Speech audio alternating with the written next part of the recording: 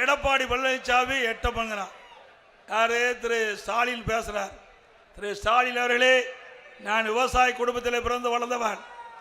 கடின உழைப்புக்கு பிறகு இந்த பதவிக்கு வந்திருக்கிறேன். உங்களை போல செல்வ செழிப்பிலே வாழ்ந்தவன் அல்ல.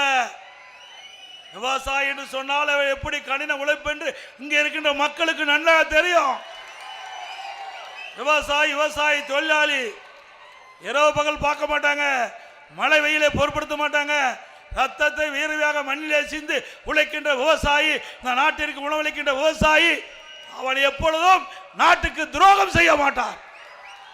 செய்வாங்களா? விவசாயி தொழிலாளி செய்வாரா? ஆக திரு ஸ்டாலினுக்கும் உணவளிப்பவர் நாம தான். திரு ஸ்டாலின் குடும்பத்துக்கும் உணவளிக்கக்கூடியவர்கள் நம்ம விவசாயி தொழிலாளி.